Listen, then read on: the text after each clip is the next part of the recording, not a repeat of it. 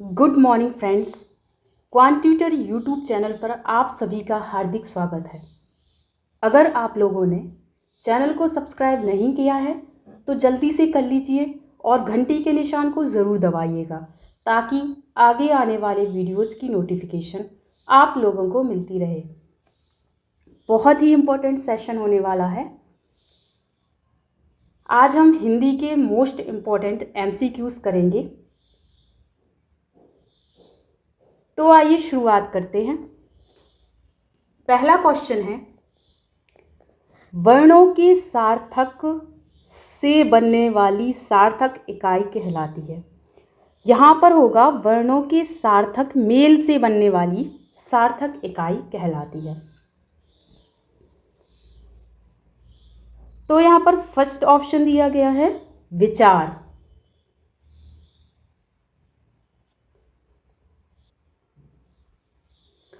विचार का मतलब क्या होता है? मन ही मन तर्क वितर्क करते हुए सोचना।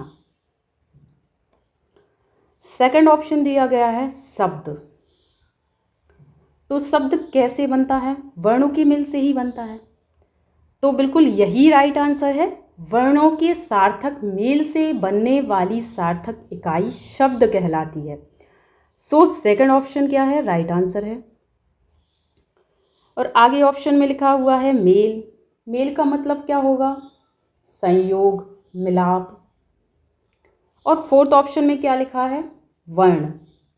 वर्ण का मतलब क्या होता है?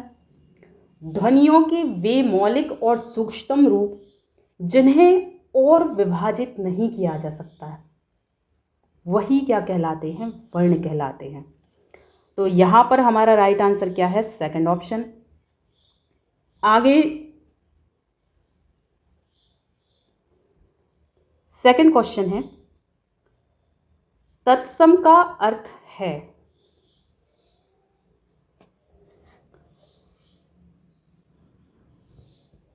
तत् धन सम, इसका मतलब होता है सम, मतलब होता है समान, इसलिए इसका मतलब क्या होगा? उसके समान, बिल्कुल ज्यों का त्यों।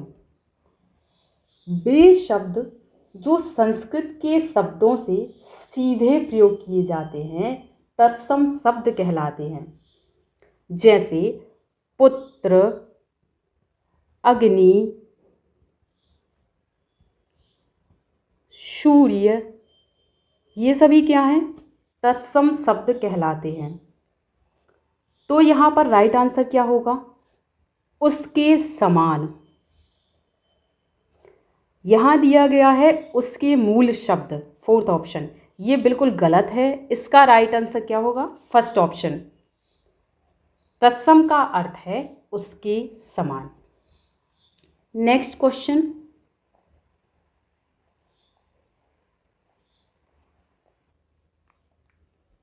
ऐसे शब्द जो विदेशी भाषाओं से आकर हिंदी में प्रचलित हो जाते हैं वे शब्द हैं, उन्हें विदेशी शब्द कहते हैं। So option first is the right answer. Next question,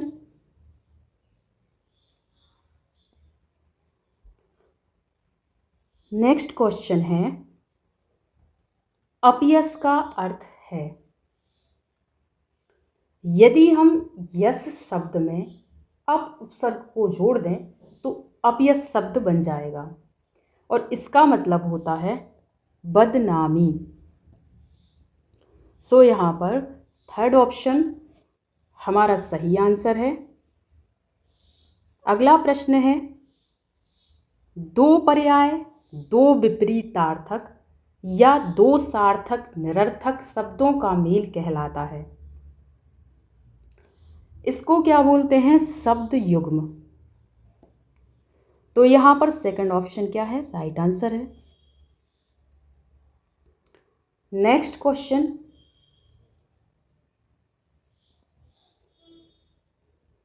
Vishnu का पर्यायवाची निम्न में से कौन सा है? विष्णु के पर्यायवाची शब्द कौन कौन से हैं? नारायण, दामोदर, पीतांबर,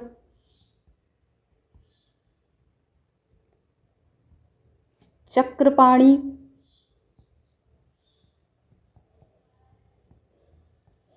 और मुकुंद, गोविंद,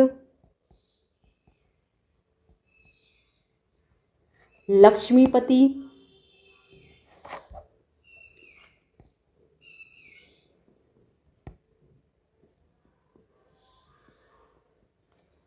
उपेंद्र,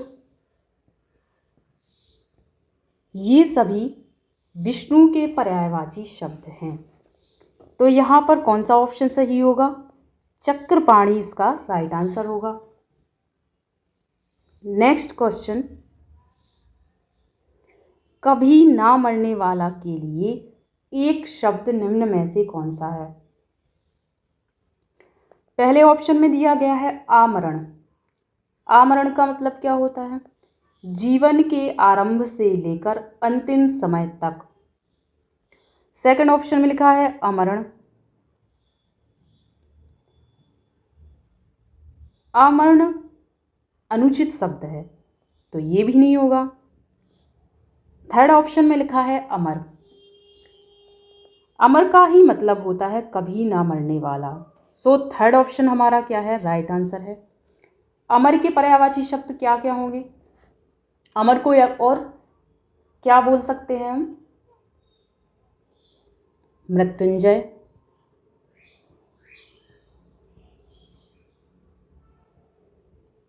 चिरस्थाई,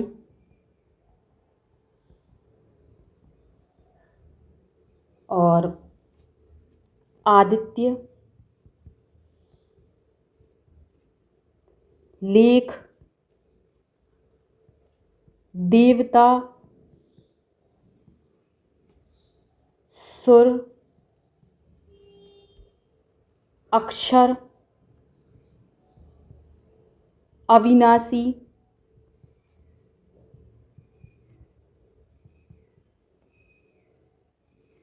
ये सभी क्या है? अमर के पर्यायवाची शब्द हैं। तो यहाँ पर हमारा राइट आंसर क्या है? अमर। थर्ड ऑप्शन इसका क्या है? राइट आंसर है। अगला प्रश्न है, सदैव का संधि विच्छेद निम्न में से कौन सा है? सदैव, सदैव का संधि विच्छेद क्या होगा? सदा, धन, एव। यहां पर आ और ए ये दोनों मिलकर के क्या बन जाते हैं? ए, इसलिए ये क्या बन जाता है? सदैव। और ये क्या है? वृद्धि संधि की पहचान है। तो यहां पर क्या है? वृद्धि संधि है। तो यहां पर सही आंसर क्या होगा? सदा, धन, एव। अगला प्रश्न, स्वरूप का विलोम शब्द निम्न में से कौन सा है? यदि रूप शब्द में सु उपसर्ग लगा दिया जाए तो क्या बन जाएगा? स्वरूप।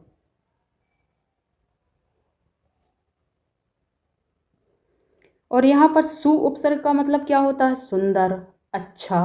और रूप का मतलब क्या होता है? सूरत, रूप, शक्ल। तो जिसका रूप सुंदर हो उसे क्या बोलेंगे? स्वरूप। तो जिसका रूप सुंदर ना हो उसके लिए क्या बोलेंगे? कुरूप। जो अच्छा ना दिखता हो वो क्या होगा? कुरूप। तो स्वरूप का विलोम शब्द क्या होगा? कुरूप। तो इसका राइट आंसर क्या है? फर्स्ट ऑप्शन है। अगला प्रश्न लिखा है, दु उपसर्ग से बना शब्द निम्न में से कौन सा है? यहाँ दु उपसर्ग से बना शब्द कौन सा है? दुकाल। और दुकाल का मतलब होता है अकाल। So second option is the right answer. Next question, Shiv Parvati शब्द में निम्न में से कौन सा समास है? तो सबसे पहले हम क्या करेंगे, समास विग्रह करेंगे। तो शिव पार्वती का समास विग्रह क्या होगा? शिव और पार्वती।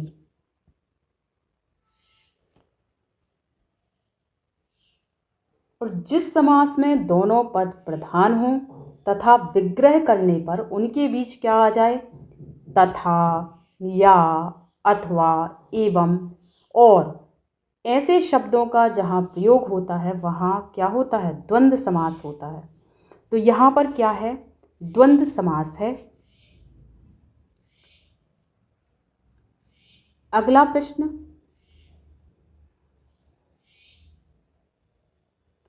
पगड़ी रखना मुहावरे का अर्थ निम्न में से कौन सा है? इसका मतलब होता है इज्जत बचाना। So third option right answer है। अगला प्रश्न है, बानर का शुद्ध रूप निम्न में से कौन सा है? बानर का शुद्ध रूप क्या होगा? वानर।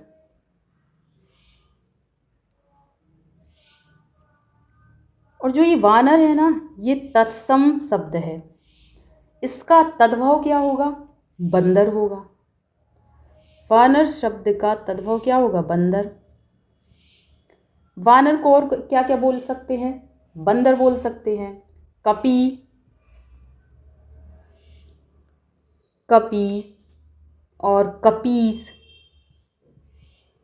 ये सभी क्या हैं? वानर के पर्यायवाची शब्द हैं। तो यहाँ पर राइट आंसर क्या होगा? वानर। तो थर्ड ऑप्शन इसका क्या है? राइट आंसर है। नेक्स्ट क्वेश्चन है, देख यशोदा शिशु के मुख में सकल विश्व की माया, क्षण भर को वह बनी अचेतन, हिल न सकी कोमल काया। इन पंक्तियों में निम्न में से कौन सा रस है?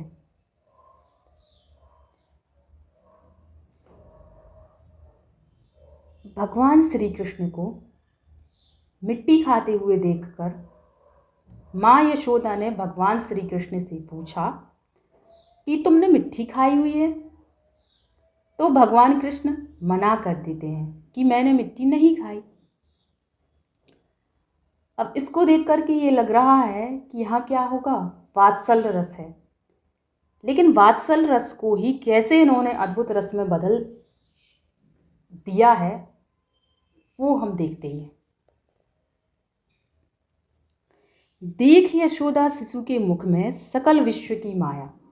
जब भगवान कृष्ण मना करते हैं तो माँ यशोदा मुंह खोलने के लिए बोलती हैं, और जैसे ही वह अपना मुख खोलते हैं तो उनके मुख में संपूर्ण विश्व, तीनों लोगों को देखकर माँ यशोदा आश्चर्यचकित हो जाती हैं। उन्हें लगा कि ये क्या हो गया है। तो बस यही क्या है? अद्भुत रस है।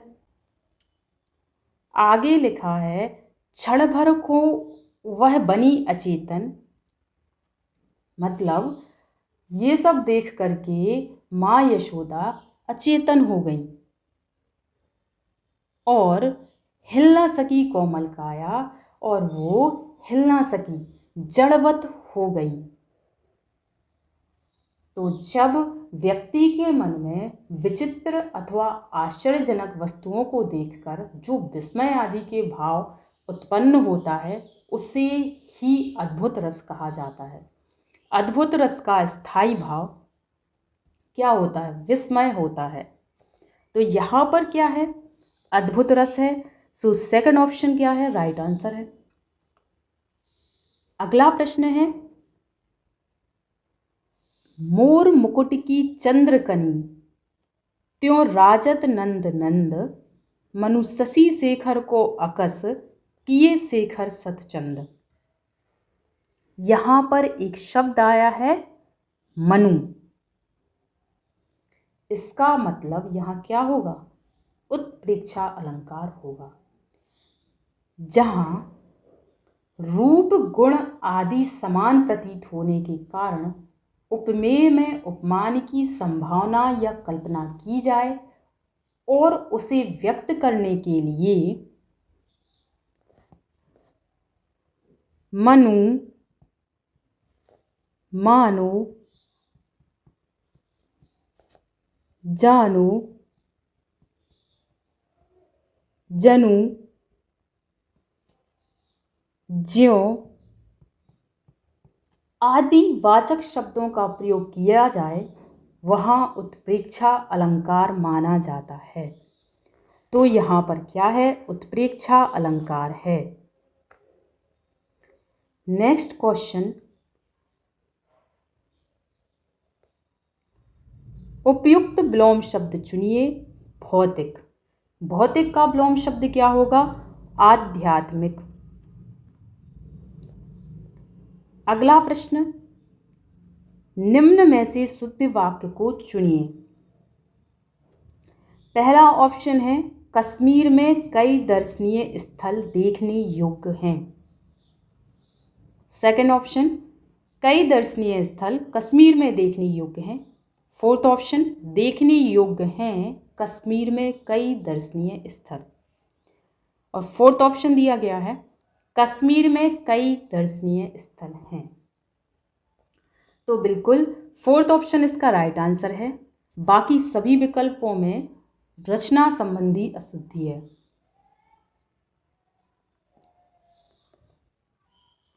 नेक्स्ट क्वेश्चन, नीचे लिखे शब्दों में तत्पुरुष समास का उदाहरण है। पहला ऑप्शन है नगरवासी।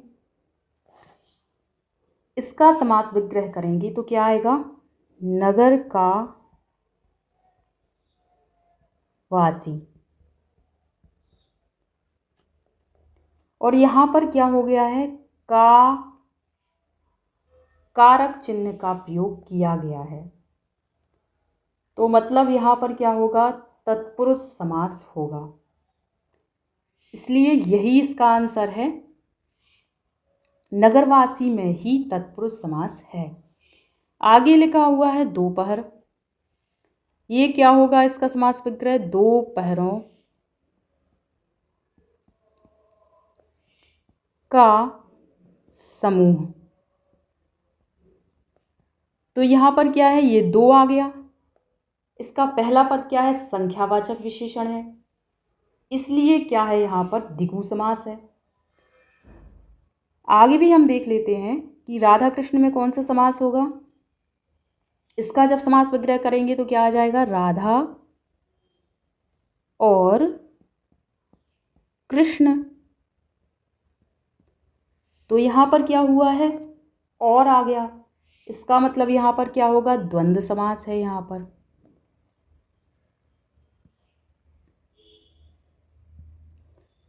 यहाँ पर क्या होगा? द्वंद्व समास। यहाँ पर क्या था? द्विगु समास। और लास्ट ऑप्शन है दाल भात। दाल और भात समास विग्रह है। तो फिर से क्या आ गया?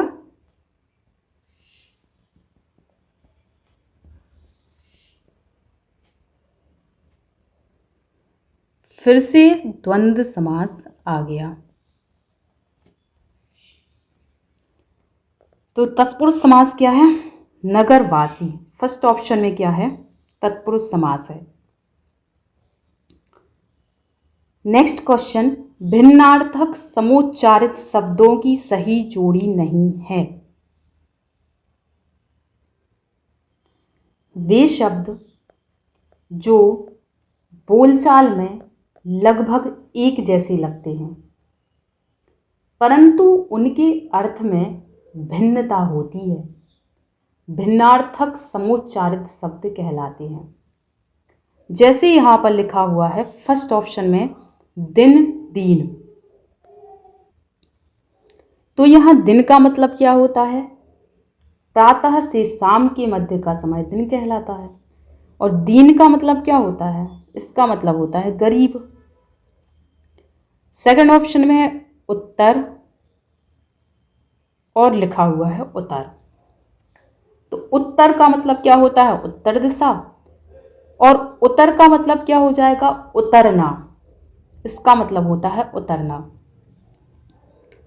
और थर्ड ऑप्शन में क्या है? शांत और श्रांत। शांत का मतलब होता है मौन और इस श्रांत का मतलब होता है थका हुआ। तो ये सभी तो क्या हैं? भिन्नार्थक समुच्चारित शब्द हैं। तो जो फोर्थ ऑप्शन है स्त्री पुरुष, ये भिन्नार्थक समुच्चारित शब्दों की सही जोड़ी नहीं है। तो यही हमारा क्या है? आंसर है। नेक्स्ट क्वेश्चन है त्रिलोक निम्न में से किस समास का उदाहरण है? त्रिलोक शब्द का यदि हम समास विग्रह करें तो क्या आ जाएगा? तीनों लोकों का समाहार।